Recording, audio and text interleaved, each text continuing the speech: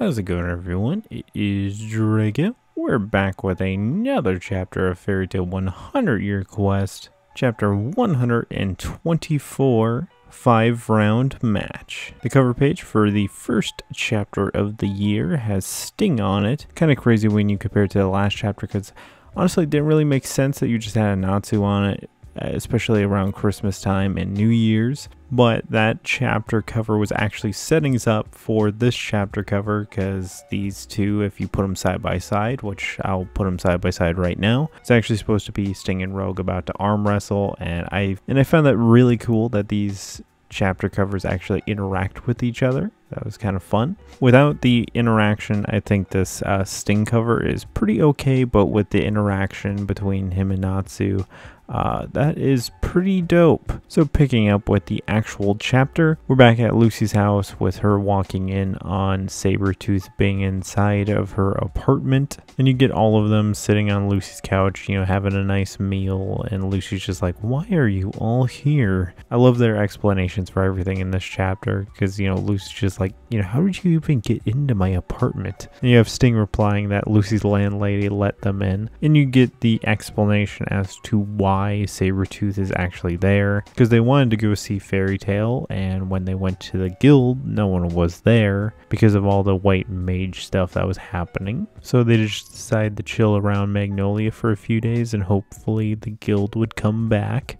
And Lucy's landlady must own a lot of the properties around Magnolia, because she's like, well, you know, we went to go look for an inn, and, you know, your landlady referred us to your apartment. Which I kind of love that Lecter thinks that, like, Lucy's making so much money from being in Fairy Tale that, like, why do you have such a small house? Pretty much everyone that goes into Lucy's house immediately has to check that underwear drawer, and Minerva did. Pretty much everyone in that room, she, like, assumed they were gonna do probably some bad stuff in her room, so she immediately goes over to Yukino like she's the mom of the group and like, how dare you let the children do this in my house? And you get Yukino apologizing for all of Sabertooth. Since Lucy's back, they're like, well, is everyone else in the guild back? And Lucy's like, yeah, a lot of things happened. And Sting is mega excited to go see Natsu, and Lecter and Frosch are equally excited to go see Happy and Carla, which they did forget about Lily, which is kind of sad.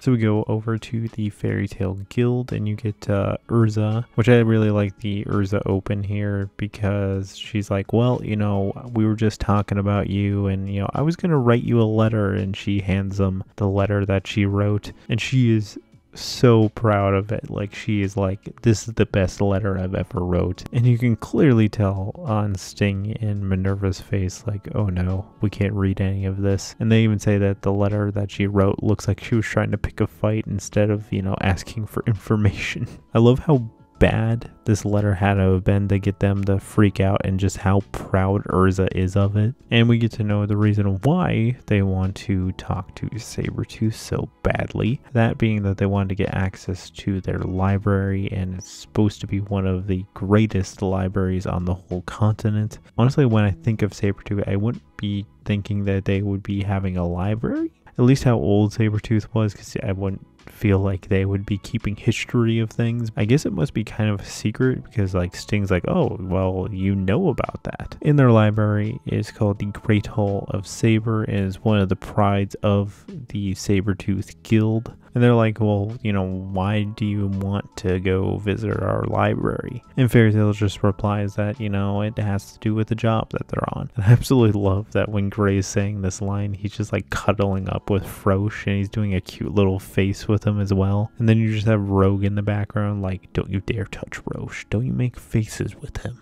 If you do, you will die. They really want to keep this library secret, because you get Yukino saying to everyone that their library at Sabertooth is not open to the public, which I like that Natsu's like, come on, we're friends, you know, you can just let us in, you know. A little disappointed in you, Natsu, for the amount of time that Natsu chills around Lucy. You know, you would think he would know about books and libraries and stuff, because he asks Yukino, what is a library? Did you not spend enough time with Lucy here, or Levy? Did none of them take him to a library? Which you get Happy just explaining what a library is. And I like that he's like, well, we had one. That was until our guild blew up, so I guess we don't have one anymore. Which that is quite the unique face that Natsu gets when he gets told what a library is. Because he's like, oh, well, that's cool. The most uninterested face ever. And even Lucy's just like, you lost interest way too fast. Which Sting's a pretty reasonable master, because he's like, well, you know, I'll let you use it this one time, Fairy Tail, but I'm not going to give it to you for free. You're going to have to play us in a game for it. I like that Natsu just immediately thinks that this is him fighting Sting to like win this library pass, with him getting all fired up and like ready to fight Sting right there. And Sting clarifies this, that he doesn't want it to be just a regular fight, because he says that wouldn't be very fun. So they want to do a 5-on-5 game. They have 5 rounds. Each game would change with each round, and Sabertooth themselves will decide what the game will be and what the rules will be. And if they can beat them 3 times, they'll lend them the library. Pretty much the only advantage that Fairy Tail gets is that they're able to pick whatever member they want after they know all the rules. The first round that Sabertooth comes up with is a Exceed popularity contest, and representing Sabertooth they picked Frosh, which immediately not good for Fairy Tail, because Frosh is literally one of the cutest beings in existence. With Fairy Tail only having 3 options to go up against Frosh, you get Carla not wanting to do it immediately. Same thing with Lily. Absolutely love that Happy's eyes light up like, this is my moment, I can finally win something. They're gonna go around Magnolia asking which Exceed they find cuter. Absolutely love that Lucy and Happy are like, well, Magnolia is Happy's hometown, so he's got an advantage. Everyone here is gonna find him cuter. And Happy's so confident, like, I'm not worried one bit.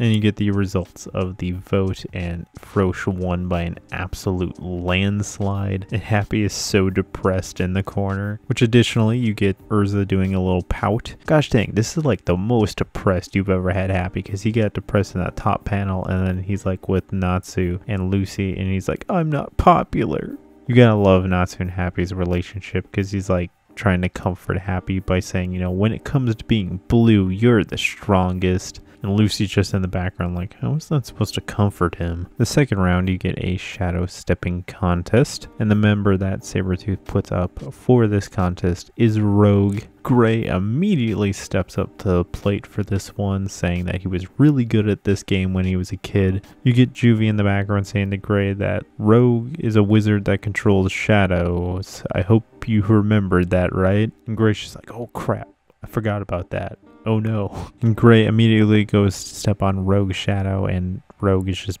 bending his shadow like a madman. And he's getting pretty cocky about it, because he's like, wow, that's the best you can do? It looks like this is going to be my win. So he goes to step on Gray's shadow, and he's, you know, getting his leg ready to go step on it. And Gray does Ice Make Frosh, and he makes a Frosh shadow, which Rogue refuses to step on. And in that delay of trying to not step on Frosh's shadow, Gray was able to step on Rogue's shadow, winning that round. And the third game is going to be a quiz, and Yukino steps up to the plate for Sabertooth, and the one fighting her is going to be Lucy. The first question of this quiz is, what is Olga's full name? Which, to be honest, I don't even remember them ever giving him a last name, but I guess they did, and apparently Yukino didn't remember it either, which Lucy gets it no problemo. The second question being, what is Sabertooth's annual festival? Which again, Yukino is blanking on it, and Lucy gets it no problem, saying it's the Tiger Food Festival. And the third question being, what is Rufus's secret technique? And again,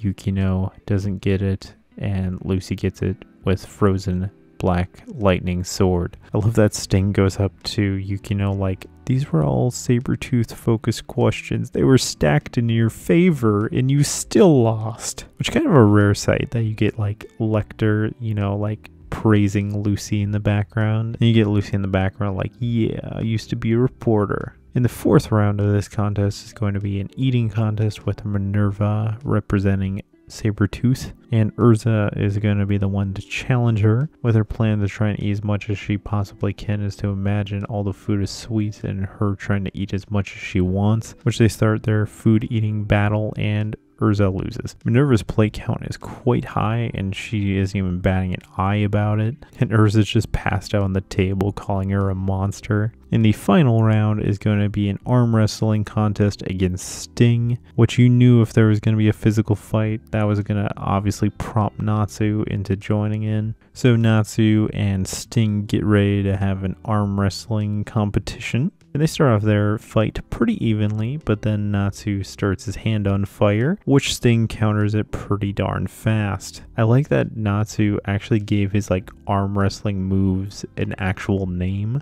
and then Sting follows suit as well, because Natsu did Fire Dragon's arm wrestle power, and then Sting follows it up with White Dragon's arm wrestle power, which they're both like sending, you know, Dragon Slayer magic all over the place. And they're pretty evenly matched, and when that wasn't good enough, Natsu had to whip out the Fire Dragon's King arm wrestle power, and when he did that, he literally blew up like a majority of the guild hall, leaving Natsu and Sting both on the ground, with Natsu victorious. As promised, Sting says that they can use the library, but under one condition, which they're all like, we just won this game, like, and then you're adding conditions. That one condition being they have to bring Jalal with them. And that is the end of our chapter. So my thoughts. I really like this chapter. It was very fun. I'm glad we got more crazy guild antics. I thought it was very fun to have a competition